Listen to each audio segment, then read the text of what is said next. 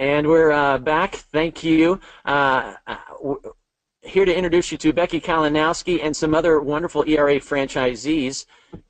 Guys, if you will turn on your microphone, Becky has been with ERA for several years, but just more recently as an ERA franchisee. Becky has a distinct, and she wouldn't want me telling this, but I'm going to brag on her anyway. She was our #1 income earner for 2016. How exciting is that? Becky, welcome. Could you just share with us what attracted you to ERA and how you got introduced to ERA originally? Because you have a unique introduction to ERA, and then what you've found since becoming a franchisee, and ultimately any advice you can give to the candidates considering ERA as their next career. All right. Well, thank you, Red. So, as Red says, I've been with ERA now for 7 years, but only for the last year and a half have I been a franchisee itself. I was a seat holder prior to that, which means that I was working with another franchisee who joined the business back a year prior to my starting. The reason why I got interested in it was I was a PhD scientist up at the University of Connecticut Health Center. I was then graced with my beautiful children, and science and children didn't necessarily mix so well. My first one was a preemie, and I ended up staying home with him for quite a while. And I wasn't sure how I was ever going to kind of get back into the world of using my brain and everything that I had been trained to do. And I was, approached by a ERA franchisee saying, I just need some help with some data work. If you have any spare time, that would be fantastic. And so I started working with Anne and immediately fell in love with the beautifully simplistic model of an insanely complex system. The way I would describe it is every client is different, so you have to really be deliberate with your choices and your actions, yet there's a simple model that you can follow for everything, and it allows you to be creative and inventive and always think outside the box. And so Anne and I started doing, work in the medical space. We both have degrees with that background, so we've lived in the clinics, we've lived in the labs. I'm actually married to a physician, so when we talk with healthcare clients, we can joke around about docs and their inability to change and things like that. And so we built this vertical together really from scratch. When we had started, there were very few healthcare clients, and no one really touched the actual medical supplies when we started. And over the years, we built a very successful practice. As Red said, last year was our kind of crowning year, hoping to continue staying up in the top of that bubble. But it's been a fantastic ride where being able to, earn that kind of income, yet have the flexibility of the fact that I'm in Connecticut and we have 2 feet of snow on the ground, it's blizzarding, and my kids are home from school, yet I'm still able to work and I'm still able to be on this webinar. And that level of flexibility is really the most important piece as to why I want to be in ERA and why it's worked so well for us and our family. The piece that I think when Red was speaking that resonates the most with me is the network and the teams of the people that I get to work with. I'm a pretty social person for being a scientist, and the thought of, I would prefer to be behind my computer running in spreadsheets, but I do enjoy going out and meeting with clients, meeting with suppliers, and working with the teams within ERA. It's one of those relationships where, very rarely can you say that the people you work with are also your friends.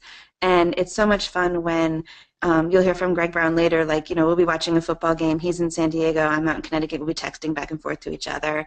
There is a real sense of camaraderie and teamwork. And let me help you with this because I've done this before. And even especially with some of the new franchisees, they'll look to some of us who have been in the field for a while and say, hey, I have a new client. Can you help me? What are the next steps? What do I need to do? And everyone's really willing to share their experiences and, help them avoid the pitfalls that maybe they fell into the first time they walked down the path.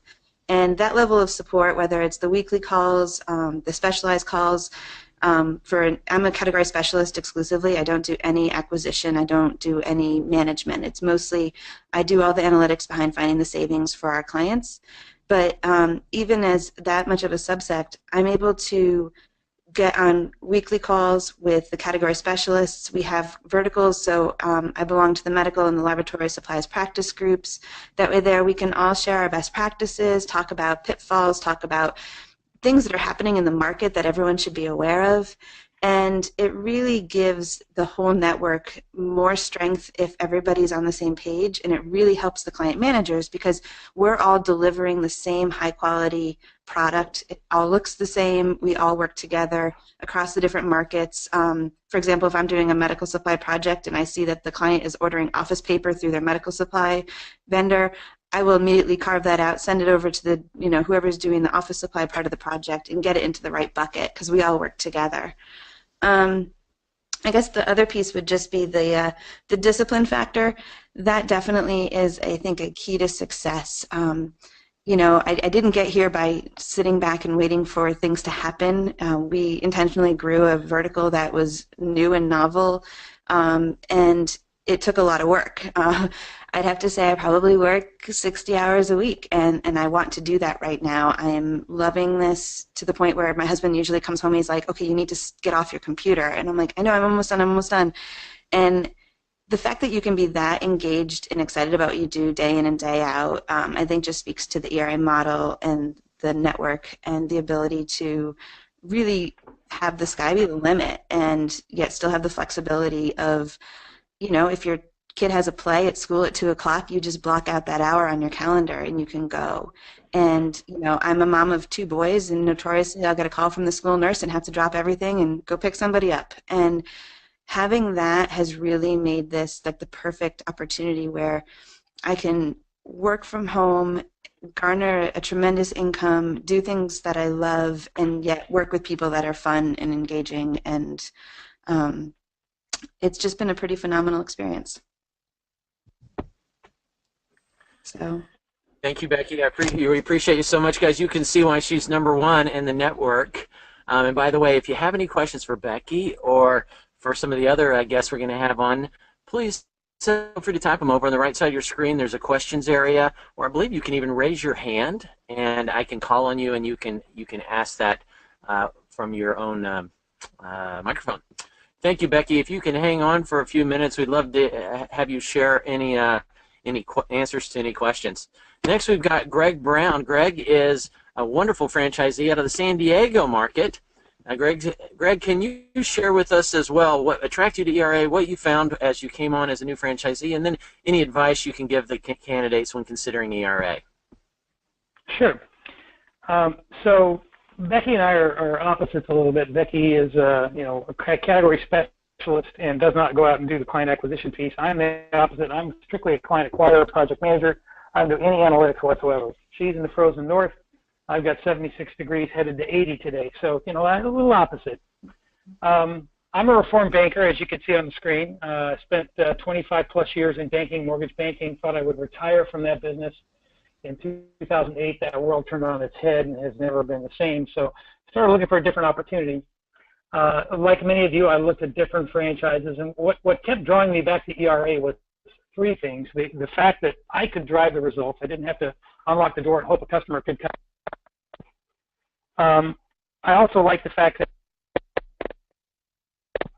can you still hear me? Okay, let me do this. Yes, sir. You broke up a little bit, but I can hear you. Okay, still got me? Okay, good. So I like the fact that I could drive the business. As a client acquirer, I didn't want to have to wait for them to find. I like the fact that it was a fairly low threshold for entering the business. Some of the other opportunities I looked at had very high financial investments required. It would have meant borrowing money, hiring staff.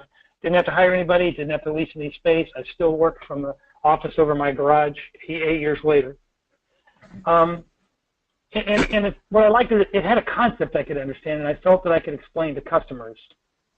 So to me, I thought I didn't have an extensive executive network. I was selling primarily to consumers, so I had to kind of retrain myself and go out and develop that network.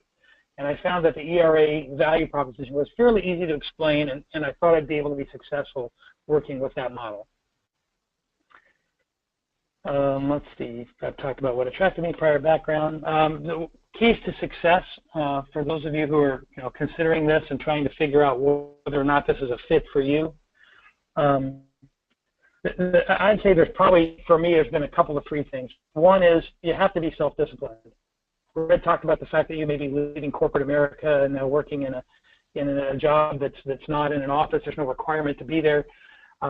I get up every day at the latest about 7. I'm usually working by 8, sometimes earlier than that if I have networking meetings or calls with the East Coast. But every day, no matter what my schedule is, I get up, I get dressed, I go to work. Now, I'm in shorts and t-shirt today, but you know, I'm at work, and so you have to treat it like you're going to work. You have to be disciplined enough to do that, and you have to be able to do that every day. You have to be persistent if you're going to be on the client acquirer side. We're selling a service a lot of clients never knew existed, didn't think they needed. You're challenging some misconceptions in their head, so you really have to do some education along with it. So you have to be persistent. You can't take no for an answer, get discouraged, and go away. You know, we kind of, as a group, we know what our metrics are like. If I work with this many clients, I'm going to get this many appointments. If I get this many appointments, I'm going to get this many clients signed up. So persistence, self-discipline for me are two of the biggest things that have allowed me to be successful here. You have to lean on the network. Folks like Becky are key providers of just vast amounts of business intelligence you can use, you can leverage. If a client asks me about something I've never done or I'm not familiar with, I can reach out to a partner like a Becky or one of our other analysts, ask them questions about it, figure out where we might have something we can lever, and see if there's a project there or not, or if I can meet that need. So the power of the network, I can't understate it. I wouldn't be able to deliver any of these projects without my partners like Becky. I would say two other quick things. If you're going to do this, Red talked about the fact that we have people that are part-time. You got to be all in. It's an old poker reference, but you know, no matter what business model you start, you're going to have a period where you're going to hit the wall a little bit. You're going to feel discouraged. You're going to feel like, this isn't for me. You got to push through that. You got to be all in. There is no option for me. I always say you can either watch things happen, you can have things happen to you, or you can make it happen. And I prefer the third version.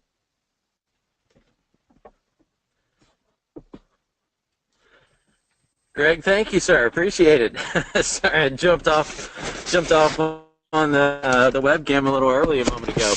I'm just making sure I have a good, clear network connection. Thank you again, Greg. Appreciate your insights and your guidance, your advice. And we've also got John Lochner. John is a top franchisee. He oversees our office supplies practice. And John, can you share more like the others? Just what would be the best information you can give a candidate considering ERA? Of course, what attracted you and what you found since coming on to ERA. Okay, great. Can you hear me okay, Red? Perfectly, thank you. Okay, great. Hello, everyone. So my name's John Lochner. Prior to ERA, I worked in robotics and manufacturing for over 20 years, mainly in the metalworking industry, everything from machine tools to golf shafts. It was a very exciting and rewarding career, but it was all in a turnaround mode. So, you know, I was the guy that would go in to try and get something fixed up. With that, there wasn't a lot of job stability. I had 16 state-to-state moves in 22 years, so you can kind of do the math and see what kind of stability that provided for my family. Early on, it wasn't a problem. But around 2005, 2006, my kids were entering the secondary school age in Connecticut, and I was looking for an opportunity to sort of put down my own roots and control my own destiny. I did look at purchasing a manufacturing business as well as ERA. I ended up deciding on ERA. Started in March of 2006. So in that first partial year, I earned enough to cover all of my ERA startup costs. And in my first full calendar year, which was 2007, I did make 6 figures, and it's averaged up since then. So it was a great start and a great opportunity for me. What really kind of led me to ERA over other opportunities, I mean, I knew how to run a business, move a business, close a business, outsource pieces of a business, but I recognized that I had no idea how to start my own consulting business and pipeline. And I knew I needed help from someone to do that, and that is really what attracted me to ERA. Over the past 11 years, so I've been with ERA over 11 years, I initially thought that I would focus on client acquisition. And this is, as some of the others have alluded to, don't be set in stone when you come in here. I would say I was a bit more opportunistic. I signed a few clients fairly quickly. They all had office supply projects, as well as a few of my colleagues said, hey, while you're doing your projects, why don't you throw mine in there as well? Lo and behold, over time, developed the practice. More importantly, developed the supplier relations to make doing our projects easy and efficient. And today, my business is a hybrid role. I mean, you heard Red talk about there are rare people that do all aspects of this. My model is I do both client acquisition, in which I JV out all categories other than office supplies. So Becky does all my medical supply projects. And so for me, my income fluctuates between 60-40 and 40-60 between client acquisition income and office supply income. So I, as Red said, chair the office supply practice. I've probably done over 300 office supply projects to date. So in my role, even though it is 60-40 or 40-60 income between analytical work or client acquisition, I will tell you that I am prospecting all of the time. So even on the analytical side, I am always prospecting. And it's one thing that, when you look at the keys to success inside of ERA, it's folks who enjoy networking and prospecting.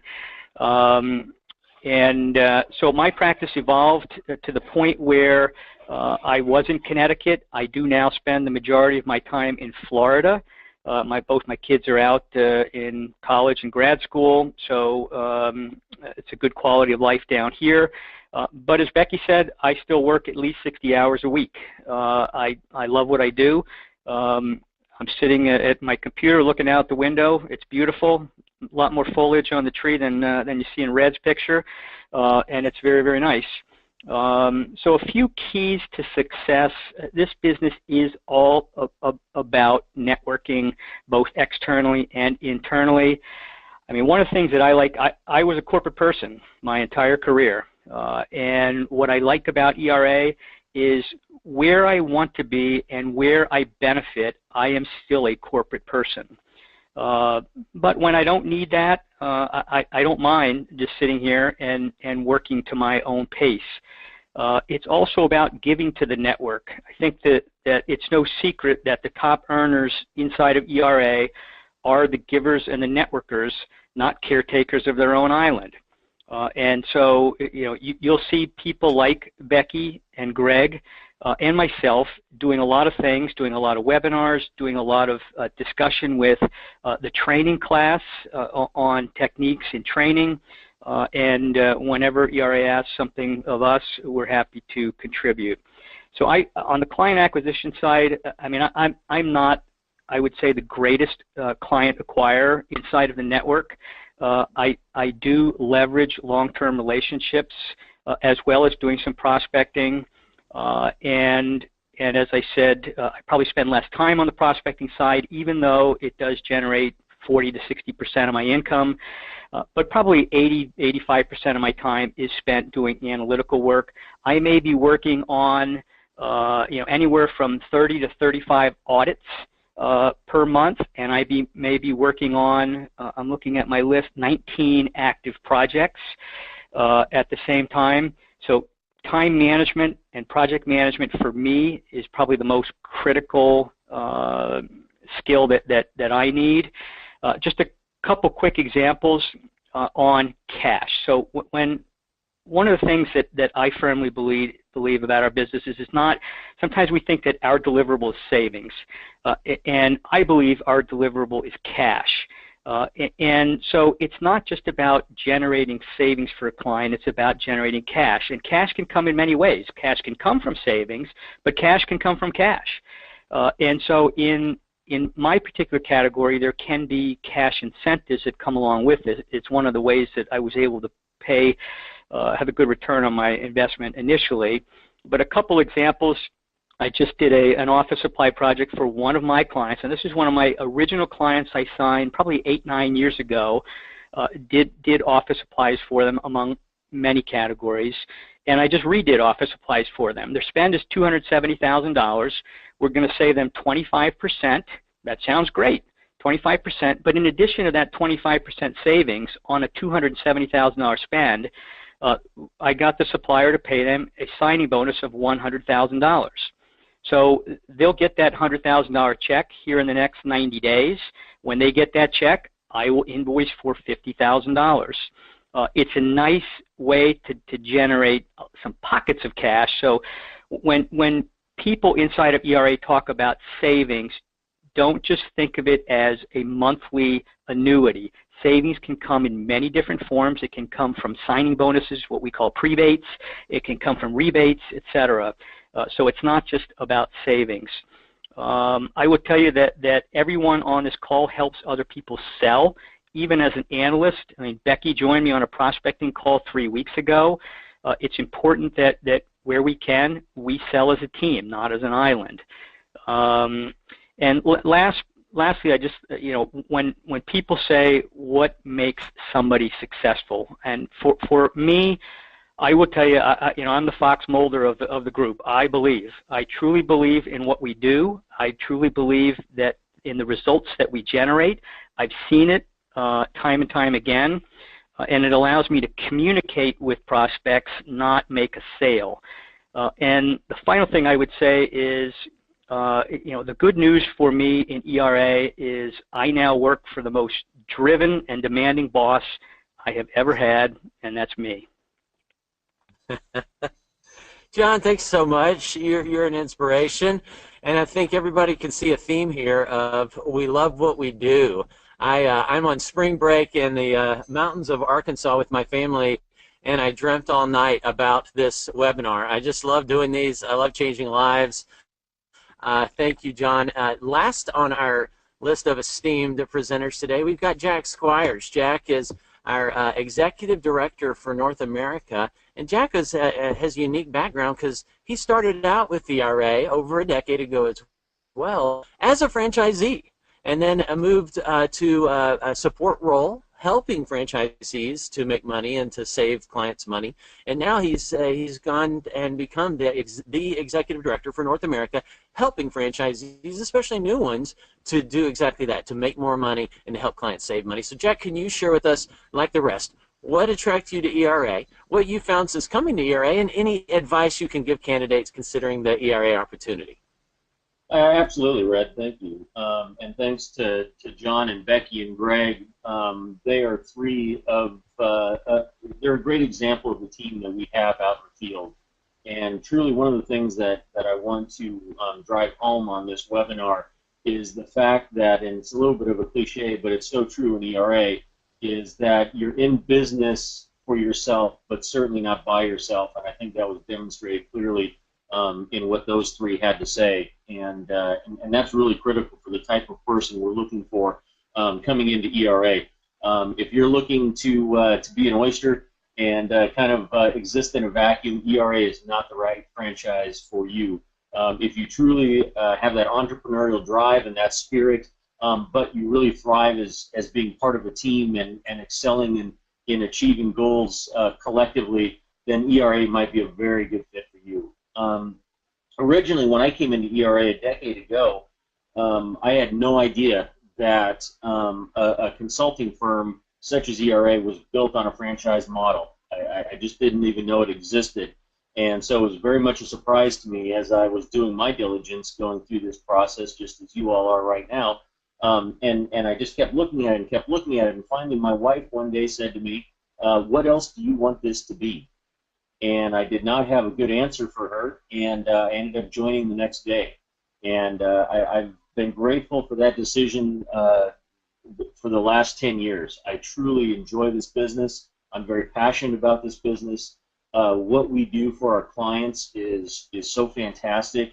And when we hear from clients, boy, you save some jobs in our organization by finding a savings in other places, or if we're helping a nonprofit contribute more of their their donated dollars to their mission. That's a very rewarding thing in addition to the great income potential that exists within ERA. So, I always tell people, take a look at those keys to success that Red talked about. As you're looking at this business, if this seems exciting to you and it seems like something you would be passionate about and you can check the box on those keys to success, chances are this is a very, very good fit for you. If for some reason those boxes don't really line up and you can't really check the box on those keys to success, then probably best to move on and look at other opportunities. So I just wanted to be very honest and open with you that as you go through this diligence process, people who this business is a good fit for tend to really have the aha moment where they say, like I did, boy, there's nothing else that I need this to be. This is the fit for me, and I want to be a part of this team. So, as you're going through that, look for that moment. Reach out to people, talk to people like Becky and Greg and John, and just kind of figure that out for yourself. But again, if you're someone that can check those boxes and you think this would be exciting, we would love to have you as part of this team. Red? Thank you, Jack. Appreciate it. Guys, and thank you so much for your time being on this call today. So a couple of questions that come up often that now are on the screen is competition. Let's touch on that for a moment. What do you guys see as your competition in client acquisition? When you're talking to clients, who do they see as our competition? Feel free to chime in. I know Becky doesn't do a lot on the client acquisition side, or really any. Maybe Greg, what would you say is a competition, Greg? So for us, there are a couple of other competitors, at least in California, that tend to operate in the Fortune 500 space. So I don't run into them much unless I'm prospecting a much larger client, or perhaps they're slumming it a bit and they're looking down the market and moving into spaces that we would typically cover. Frankly, they don't impact my business much. I can think of one time in 8 years I've lost an engagement because a competitor offered a better, what the client felt was a better opportunity.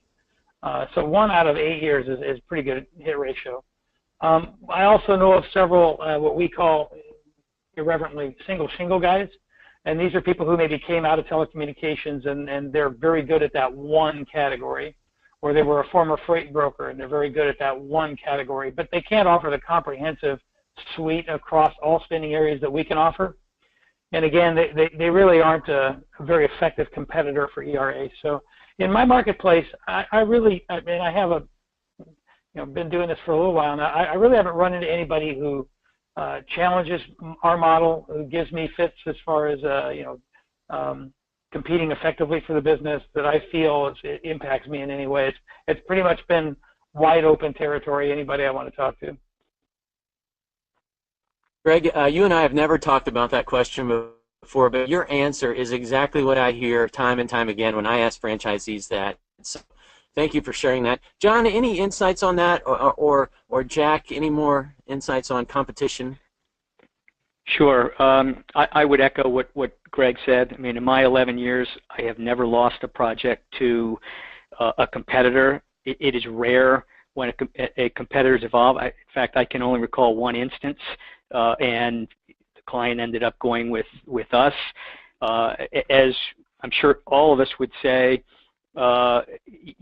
there's not a lot of competition. Our issue is more whether the client is interested in using an outside service, whether they have the confidence level to engage with an outside organization. So as I said, in 11 years, not one time.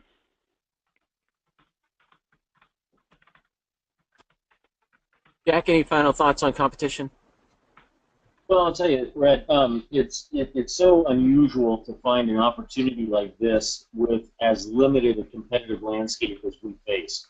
Certainly we have niche competitors in different areas, but like Greg and John, in 10 years of doing this, I don't know of a single time that we've lost out on signing a client to a competitor. And so the opportunity as far as competitive landscape goes is very unique. Thank you, guys.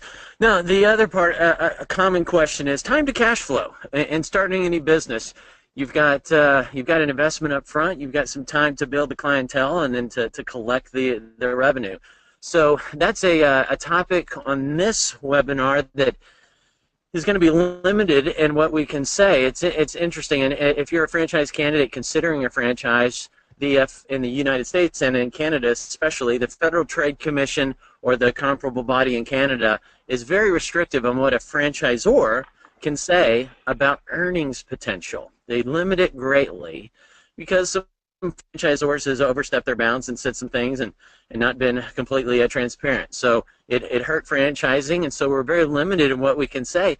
And although you're hearing from franchisees today, we're still limited because they are on a franchisor call what they can say. But fortunately for you, it's a free country, and you can talk to franchisees all you like and ask them these type of questions. So time to cash flow and profitability are super important to understand in any model. ERA is no different. And you'll have that opportunity to speak with franchisees one-on-one and ask them how long before they were invoicing clients, how long before they signed a client, how long before they reached six figures, how much are they making today. All these important questions you are welcome to ask them one-on-one.